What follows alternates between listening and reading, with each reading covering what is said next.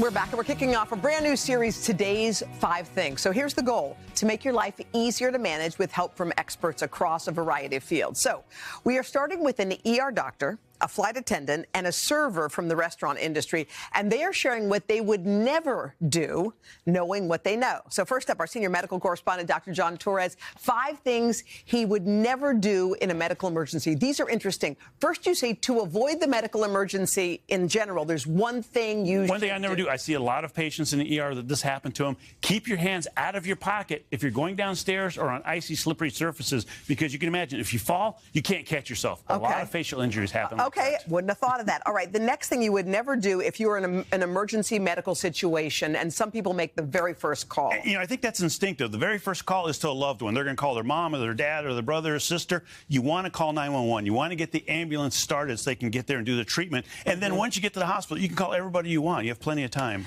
This is another interesting one, your number 3, which is sometimes in a medical emergency, you might think, I could get that person there faster if they just hopped in the car with me. And that's the wrong thing to do for a couple reasons. And a lot of patients do this, and a lot of people do this with the patients, is number 1, you want to get treatment as fast as possible. Right. You think you can get there faster, but the ambulance brings the treatment to you. And so they bring treatment and equipment, which is crucial to get there as quick as possible. Number 2, if you're with a loved one who had a heart attack or some kind of medical emergency, you're driving down a freeway and they have some kind of medical emergency, again, they pass out or they have a seizure, you're not going to be paying attention to the road. You're going to crash. Quickly, a little bonus one. You say if there's a cut and the person is bleeding, there's something you should never do. You want to apply direct pressure. Get a cloth, get a T-shirt. Don't use paper towels, tissues, toilet paper, because it gets stuck. We have to clean that out. Okay, don't do that. All right, you got 2 more. Don't leave someone unattended in the ER. They need an advocate because they're not going to be thinking straight, especially if they're hurting. So have somebody there who can ask questions. Big tip, it's okay to be pushy. It's not okay to be obnoxious. Okay,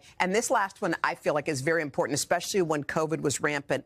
Have a cell phone charger if you're going into the hospital. I can't overtell you how many times people come in and their cell phones die, because you're going to be there 6, 10, 12 hours. Your phone's going to die. You're going to be calling lots of people, maybe looking at videos. Take it with you. Yeah, take it with you so you can reach your loved ones. You need that. Dr. John, those were all awesome ones. All right, let's go over to Savannah. All right, I'm already learning stuff. I'm here now with Sarah Nelson. She's president of the Association of Flight Attendants.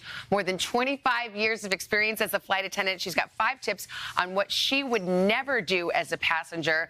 Okay, what's your number 1 tip? Savannah, number 1, flight attendants are a lot of things, but we're not mind readers. Okay. So when we come through the aisle, when people say coffee and then they put their earbuds back in, give us a little something black with cream and sugar. But mostly keep those earphones out for just a minute. Pay attention so we can keep things moving for the rest of the passengers. And if goes a long way. And if we notice you're a helper, maybe your flight's that much better after the flight attendants see that too. Okay, your second tip seems kind of obvious, but we even have a photo to prove this. Don't what? Treat the plane like your home. Oh, my gosh. Don't treat the plane like your home. Do not take your shoes off. Oh, my gosh. Look at this recline. I mean, this happens all the time, and this one is one that I'm familiar with. But it's a problem because it creates incredible conflict. It's gross. It can smell. And also, you know, you're putting yourself in jeopardy, too. For those of us who watch these airplanes turn and burn and not get the cleaning that you might think it's going to get, you don't want to be walking around with your shoes off and adding to that petri dish and potentially putting yourself in jeopardy, too. The ick factor high on that tip. Okay, second, the next tip has to do with the middle seat. Oh, yeah. Don't hog the armrest. Do not do it, okay? The window person gets to all that space against the cabin, the side door, and they also have an armrest. And the person in the aisle, unless there's a drink cart there or the seatbelt sign is on, they can get up and they have lots of room to roam around. Give the poor slop in the middle a chance to have those armrests. 4 out of 5 people in studies say they believe that the middle person should have the armrest. Yes, exactly. Sharing is caring. Okay. Buckling the seatbelt. This is your 4th really important tip here. No, this is really serious. Keep your seatbelt on at all times. Pilots do a really good job of trying to warn us when there's turbulence coming, but sometimes it comes without any warning at all. Last month, we had 2 flights, a Hawaiian Airlines flight from Phoenix to Honolulu, where 36 people were injured. Several people went to the hospital. And just the next day, a United Airlines flight in a completely different area of the country, from Rio de Janeiro to Houston. 5 people went to the hospital, and many more were injured. So this is really serious. Keep that seatbelt on. Whether the light's on or off, if you're sitting there, put the seatbelt on. That's right. Finally, no stinky food. Oh, my goodness. Do not bring on your egg salad or tuna. We're in an enclosed environment with recirculated air. This is not a good place to be stinking it up. But if you bring French fries, bring enough for the crew. Okay, definitely. I said that goes for the office as well. Don't microwave your tuna fish at lunchtime in the office microwave. Okay, Craig, what you got? All right, third experts right here. Darren Cardosa, author, man behind the wildly popular blog, The Bitchy Waiter. He's a longtime server, more than 3 decades of experience, and you've got 5 tips for what you should never do in a restaurant. Let's start with number 1. What's the one thing you would never do, Darren? I would never go into a restaurant and just start moving the tables to my liking. Those tables are placed there methodically. There is a method to the madness. Servers know which one is their responsibility. So if you start moving them around, it just makes it wonky in there, and nobody knows who's in charge of what table. So just don't do it. The next one is a warning about menus. This is not one I would have thought about, but it makes a lot of sense. Yeah, I would never use a physical menu without washing my hands immediately, because those things are like Petri dishes. They're pretty gross. They land on the floor. They're just placed wherever they go. So just imagine holding one of those dirty things and then using your same hands to pick up some of that sweet, sweet complimentary bread. Don't do it. Just wash your hands after you touch the menus. This next one might be a bit controversial. You say that you should never send food back.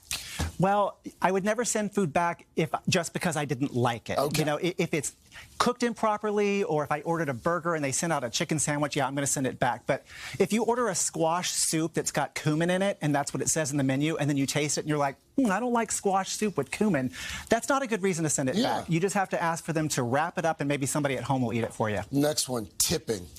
I would never, ever leave a server no tip, even if the service is subpar, because servers, they're paying taxes on the tips that the government assumes you're making.